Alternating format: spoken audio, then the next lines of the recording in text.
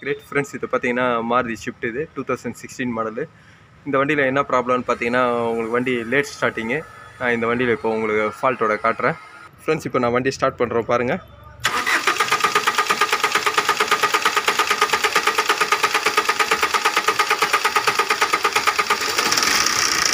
பாருங்கள் எவ்வளோ நேரம் கழிச்சு லாங் செல்ஃப் வந்து ஸ்டார்ட் ஆகுது. அதேமாதிரி இன்ஜினோட செயினில் வந்து பார்த்திங்கன்னா நாய்ஸ் வருது.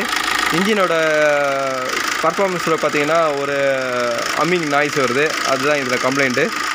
ஆனால் வண்டியில் பார்த்தீங்கன்னா உங்களுக்கு செக் என்ஜினோ ஓபிடி லைட் எதுவுமே எரியல. என்ன கம்ப்ளைண்ட்னா, உங்களுக்கு வண்டி ஹை ஸ்பீடு வண்டி ஸ்பீட்லேயும் எந்த பிரச்சனையும் இல்லை.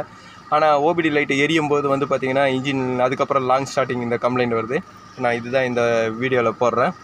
நான் வந்து இதை ஒரு வாட்டி நான் ஸ்கேன் பண்ணி ஒரு வாட்டி வண்டியை செக் பண்ணுறேன். இப்போ பார்த்தீங்கன்னா நான் ஓபிடி போர்ட்டை வந்து கனெக்ட் பண்ணிட்டேன். ஸ்கேன் டூலில் இக்னிஷன் ஆன் பண்ணுறேன்.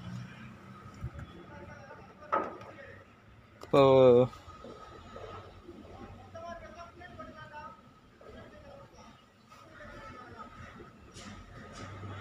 மாருதியில் போகிறேன்.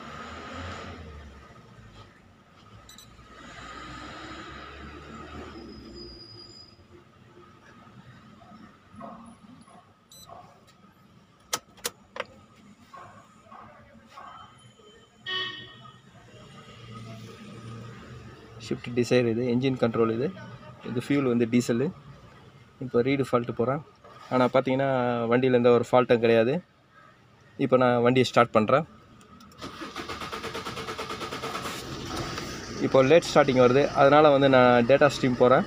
டேட்டா ஸ்ட்ரீமில் வந்து ஃபியூலோட ரெயில் ப்ரெஷரை நான் செக் பண்ணுறேன்.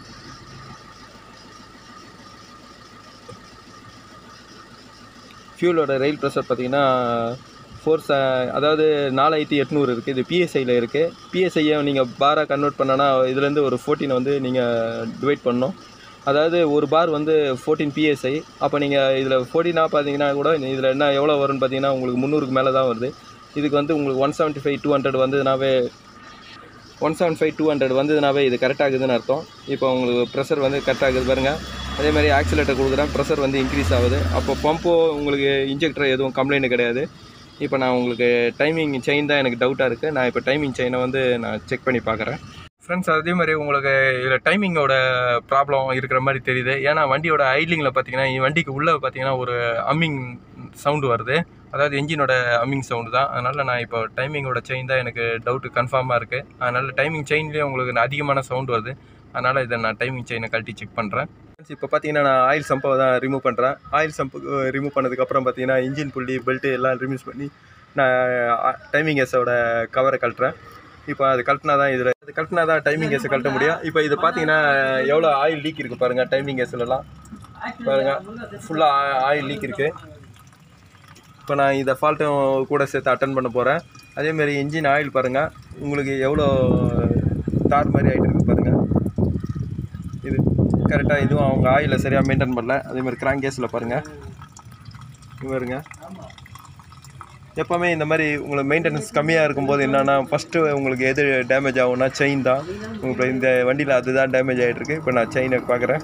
இதுக்கு முன்னாடி நான் டைமிங் செயினை ஷிஃப்ட் இது சேஞ்ச் பண்ணதுலேயே உங்களுக்கு சொல்லியிருக்கேன். டிடிசி மார்க்கை நீங்கள் இந்த ஷிஃப்ட்டில் கண்டுபிடிக்கணுன்னா ரொம்ப கஷ்டப்பட தேவையில்லை. ஏன்னா உங்களுக்கு கேம்போட சென்சாரை நீங்கள் கழட்டினீங்கன்னா அந்த லூப் வந்து எப்போ உங்களுக்கு மேலே கரெக்டாக தெரியும். இந்த பாருங்கள் அந்த சென்ஸ் லூப்பு. அந்த சென்ஸ் லூப்பு ஸ்ட்ரெயிட்டாக வரும்போது உங்களுக்கு அதுதான் டிடிசியோட டைமிங்கு. நான் உங்களுக்கு ஏற்கனவே சொல்லியிருக்கேன். இதுலேயும் அதே தான் பாருங்கள். அந்த சென்ஸ் லூப்பு கரெக்டாக நேராக இருக்குது. ஆனால் நீங்கள் கிராங்க் ஷாஃப்ட்டில் நான் உங்களுக்கு காட்டுறேன் பாருங்கள். ஃப்ளைவீலில் உங்களுக்கு டைமிங்கோட டிடிசி இது. ஃப்ரெண்ட்ஸ், இப்போ ஃப்ளைவீலில் பாருங்கள். உங்களுக்கு ஃப்ளைவீலில் அந்த டிடிசியோட ஹோல்ஸ் பார்த்தீங்கன்னா இங்கே இருக்குது. இப்போது எத்தனை பல்லு மாறி இருக்குது பாருங்கள். எனக்கு தெரிஞ்சு ஒரு 2 பல்லு மாறி இருக்குது. அதே மாதிரி உங்களுக்கு செயினை நான் கிராங்க் ஷாஃப்ட்டை வந்து ப்ளே பண்ணுறேன். ஃப்ரெண்ட்ஸ், இப்போ நான் கிராங்க் ஷாஃப்ட்டை ப்ளே பண்ணும்போது இன்ஜின் உள்ள சவுண்டு வருது பாருங்கள். பாருங்கள் சவுண்டு வருது. அதாவது இது செயின் ஓவர் லூஸ் ஆனால் இந்த மாதிரி கம்ப்ளைண்ட் உங்களுக்கு டைமிங் மாறுறது வரும்.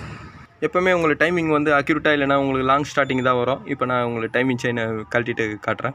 இப்போ இதோட ஆயில் லீக்கெல்லாம் பார்த்தீங்கன்னா இந்த புள்ளியோட ஆயில் சீலில் வரல. அதுக்கப்புறம் மேலே பாருங்கள் இந்த டோர்லேருந்து தான் உங்களுக்கு ஆயில் ஃபுல்லாக லீக் ஆகிருக்கு. இதுலேருந்து தான் உங்களுக்கு ஃபுல்லாக கீழே வழிஞ்சு உங்களுக்கு ஆயில் சப் வரைக்கும் ஆயில் லீக் ஆகிருக்கு. இப்போ நான் அந்த வெளியே கழட்டிட்டு உங்களுக்கு காட்டுறேன். இப்போ நான் டைமிங் கேஸ் கவர் கழட்டிட்டேன். இதோட செயினோட அட்ஜஸ்ட்மெண்ட்டு பாருங்கள் எவ்வளோ தூரம் ஃபுல்லாக ஓப்பன் ஆகிட்டுருக்கு. இது என்ன ஆகும்னா உங்களுக்கு ஆக்சிலேட்டர் உங்களுக்கு ஐட்லிங்கில் உங்களுக்கு ஆயில் ப்ரெஷர் கம்மியாகும்போது என்னென்னா இந்த செயின் வந்து உங்களுக்கு கொஞ்சம் மிஸ் ஆகும். அதனால தான் இப்போ உங்களுக்கு டைமிங் எல்லாமே உங்களுக்கு மாறிட்டுருக்கு. இதில் டைமிங் பார்த்தீங்கன்னா உங்களுக்கு 2 பல்லு உங்களுக்கு மாறிட்டுருக்கு. இப்போ நான் திருப்பி இதை புது செயினை ஃபிட் பண்ணிவிட்டு உங்களுக்கு டைமிங் செட்டிங் கரெக்டாக நான் வைக்கிறேன். இப்போ நான் வண்டிக்குள்ளேருந்து தான் இந்த ஆயில் லீக்கை காமிச்சேன். இப்போ உங்களுக்கு டைமிங் கேஸை தனியாக வெளியே அவுத்துட்டேன். எப்போவுமே பார்த்தீங்கன்னா எங்களுக்கு டைமிங் கேஸை ஃபிட் பண்ணும்போது பார்த்தீங்கன்னா இந்த டோரில் வந்து கொஞ்சம் பேஸ்ட்டு போட்டு மாட்டுங்க. ஏன்னா இது இல்லைனா இந்த உள்ள ஒரு ஓரிங் வரும். அந்த ஓரிங்கை சேஞ்ச் பண்ணிங்கன்னா கூட போதும். ஏன்னா இதுலேருந்து தான் உங்களுக்கு ஆயில் லீக்கு ஃபுல்லாக அதை பாருங்கள். இது வரைக்கும் கீழே வந்து உங்களுக்கு என்ஜினில் கீழே ஃபுல்லாக லீக் ஆனது. நான் இப்போ இதை வாட்டர் வாஷ் பண்ணிவிட்டு க்ளீன் பண்ணி பண்ணுறேன். இப்போ பாருங்கள் இந்த ஆயில் பாருங்கள் எவ்வளோ திக்காக உங்களுக்கு ஒரு ஸ்லெட்ஜே ஒரு இது மாதிரி டைமிங் கேஸில் இருக்குது பாருங்கள். எப்போவுமே இந்த மாதிரி வண்டிங்களுக்கு வந்து 15W40 ஊற்றக்கூடாது. 5W30 அந்த மாதிரி தின்னர் வெஸ்காசிட்டி ஆயில் தான் ஊற்றணும். திக்கரை வந்து நீங்கள் ஊற்றும் போது அது என்னென்னா உங்களுக்கு ஸ்லெட்ஜி வந்து உங்களுக்கு அதிகமாகும். அப்போ அதிகமாகும் போது இந்த மாதிரி செயின் உங்களுக்கு அது சரியான குயிக்காக உங்களுக்கு லூப்ரிகேட்டிங் அதிகமாக இருக்கிற இந்த செயின் பார்ட்ஸுங்களாம் வந்து உங்களுக்கு இல்லைன்னா இந்த மாதிரி செயின் சீக்கிரமாக தெரியும். இதனால் டைமிங் கூட உங்களுக்கு மிஸ் ஆகும். இப்போ நான் இதை உங்களுக்கு எல்லாமே க்ளீன் பண்ணி ஃபிட் பண்ணுறேன். ஃப்ரெண்ட்ஸ் இப்போ பார்த்தீங்கன்னா நான் புது செயின் பழைய செயினை வச்சுருக்கேன். ஏன் இந்த மாதிரி நான் காட்டுறேன்னு பார்த்தீங்கன்னா உங்களுக்கு இப்போ ஒரு செயின் தேஞ்சு போயிருக்குன்னு வச்சிங்க, அதோட அட்ஜஸ்ட்மெண்ட் வந்து உங்களுக்கு டைமிங் வைக்கும்போது அதோட செட்டிங் வந்து உங்களுக்கு கரெக்டாக வந்துடும். ஆனால் வண்டி ஸ்டார்ட் பண்ணும்போதோ வண்டி உங்களுக்கு ஐட்லிங்கில் ஏறி இறங்கும்போதோ இல்லை அதுக்கு லோடு கொடுக்கும்போதோ என்ன ஆகுனா உங்களுக்கு இந்த மாதிரி செயின் வந்து ஓவர் லூஸாக இருக்கும்போது அது டைமிங் மாறுறதுக்கு நிறைய வாய்ப்புகள் இருக்குது. இப்போ இதில் இந்த 2 செயினில் இருக்கிற நான் ஸ்ப்ராக்கெட்டோட டிஃப்ரெண்ட் காட்டுறேன் பாருங்கள். இப்போ இந்த ஸ்ப்ராக்கெட் பாருங்கள். உங்களுக்கு இந்த ஸ்ப்ராக்கெட் இது ஒரு பைக் மாதிரி தான். பேசிக் பார்த்தீங்கன்னா ஒரு பைக்கில் எப்படி உங்களுக்கு ஸ்ப்ராக்கெட்டை வந்து தேஞ்சு போச்சுன்னா உங்களுக்கு ஏரோ மார்க் மாதிரி ஆகிடும், உங்களை ஷார்ப்பாகிடும். ஆனால் இதில் பாருங்கள் அந்த ஷார்ப்பு இல்லை பாருங்கள். இதில் வந்து இன்னும் உங்களுக்கு இது புதுசில் பாருங்கள் அந்த ஷார்ப்பு கம்மியாக இருக்குது. ஆனால் பழசில் பாருங்கள் எவ்வளோ உங்களுக்கு ஊசி மாதிரி உங்களுக்கு ஷார்ப்பாகிடுச்சு. அதேமாதிரி கேமும் அதே மாதிரி தான். இப்போ இந்த மாதிரி கேம் ஷாஃப்ட்டும் இவ்வளோ கேம் ஷாஃப்ட்டும் தேஞ்சிருக்கு. அதே மாதிரி செயினோட திக்னஸ் பார்த்தீங்கன்னா செயினோட திக்னஸ் காட்டுறேன். செயினோட திக்னஸ் பார்த்தீங்கன்னா உங்களுக்கு செயின் வந்து இந்த செயின் பார்த்தீங்கன்னா உள்ள சென்ட்ரு பாருங்கள். 2 செயினுக்கு நடுவில் அந்த சென்டரோட பைப் மாதிரி வரும். அந்த சென்ட்ரு பார்த்தீங்கன்னா எவ்வளோ மெலிசாக இருக்குது. ஆனால் இதில் எவ்வளோ பெருசாக இருக்குது பாருங்கள். இதுதான் இந்த செயினோட டைமிங் மாறத்துக்கலாம். எப்படி ஒரு பைக்கில் வந்து நீங்கள் ரொம்ப செயின் லூஸ் ஆகிடுச்சுன்னா உங்களுக்கு ஒரு ஸ்லிப் ஆகுமோ அதே மாதிரி தான் இதுலேயும் ஸ்லிப் ஆகுது. ஹெவி லோடோ இல்லை சடன் பிரேக்கோ ஏதாவது ஒன்று பண்ணும்போது இன்ஜின் உங்களுக்கு ஷாக் ஆகும்போது இந்த மாதிரி ஸ்லிப் ஆகும். அதுதான் இந்த வண்டியில் நடந்திருக்கு. இப்போ நான் டைமிங் செயினை வந்து இன்ஸ்டால் பண்ணுறேன். இப்போ பார்த்தீங்கன்னா இதை நான் ஃபுல்லாக க்ளீன் பண்ணிவிட்டேன். அதுலேயும் பார்த்தீங்கன்னா இதில் 2 ஷூ வரும். செயினோட ஷூ 2 சைடும் உங்களுக்கு செயின் லூஸ் ஆகும்போது அது 2த்தையும் முதல் ஃபிட் பண்ணிங்க. ஒரு ஷூ பார்த்தீங்கன்னா உங்களுக்கு கரெக்டாக ஃப்ளோட் ஆகும். இன்னொரு ஷூ வந்து பார்த்தீங்கன்னா உங்களுக்கு ஃபிக்ஸடாக இருக்கும். இப்போ நீங்கள் டைமிங் செயின் கிட்டு பார்த்தீங்கன்னா உங்களுக்கு INA கிட்டு தான். இது பார்த்தீங்கன்னா உங்களுக்கு எவ்வளோ ரேட்டு பாருங்கள், 2900 வரும். இப்போ நான் டைமிங் செயினை வந்து இன்ஸ்டால் பண்ணுறேன். எப்போவுமே டைமிங் செயினை வந்து நீங்கள் ஃபிட் பண்ணுறது இங்கே 2 ஷூ மாட்டிட்டீங்க. இப்போ அப்படியே ஸ்ட்ரெயிட்டாக எடுத்துன்னு போய் உட்கார வைங்க. அதே மாதிரி மேலே கேம் ஷாஃப்ட்டுக்கு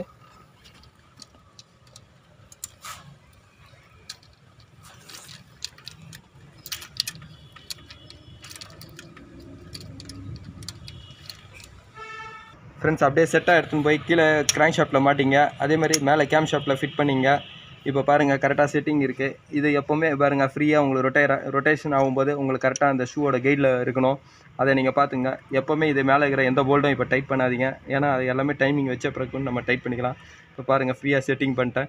இதுக்கப்புறம் நான் உங்களுக்கு லாக் பண்ணுறேன். அதுக்கப்புறம் பார்த்தீங்கன்னா உங்களுக்கு இந்த ஆட்டோ டென்ஷனர் போடுங்க. ஹைட்ராலிக் டென்ஷனர் இது.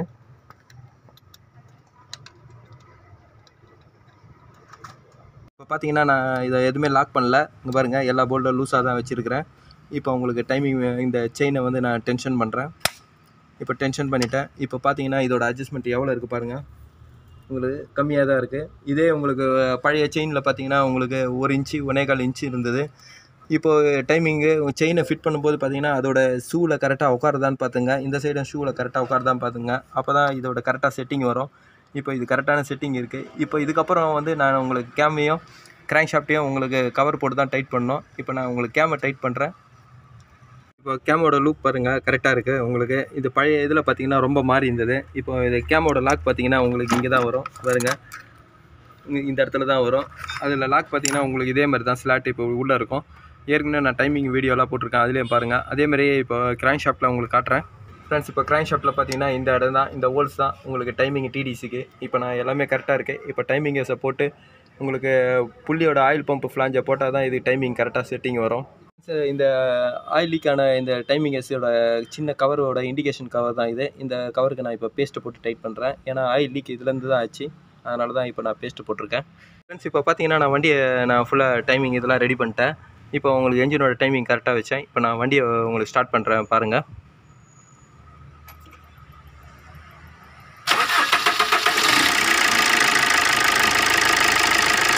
இப்போ திருப்பி ஸ்டார்ட் பண்ணுறேன். ஃப்ரெண்ட்ஸ் இப்போ வண்டியோட ஸ்டார்டிங் ட்ரபுள்லாம் சரியாயிடுச்சு. ஃப்ரெண்ட்ஸ் இதே மாதிரி இந்த வண்டியில் லேட் ஸ்டார்டிங் வந்து பார்த்திங்கன்னா உங்களுக்கு டீசலோட ப்ரெஷர் இல்லைனா கூட வரும். அதேமாதிரி டேங்க்கில் ஏர் ரிட்டர்ன் போனால் கூட அந்த மாதிரி தான் வரும். அப்போ சில நேரங்களில் என்ன ஆகும்னா இந்த ஃபியூல் ஃபில்டரில் மேலே உங்களுக்கு இதை இருங்க ஃப்ரெண்ட்ஸ், இந்த ஃபியூல் ஃபில்டர் மேலே இந்த வால்வு பாருங்கள். இந்த வால்வு பிரச்சனையாக இருந்தால் கூட உங்களுக்கு லேட் ஸ்டார்டிங் வரும்.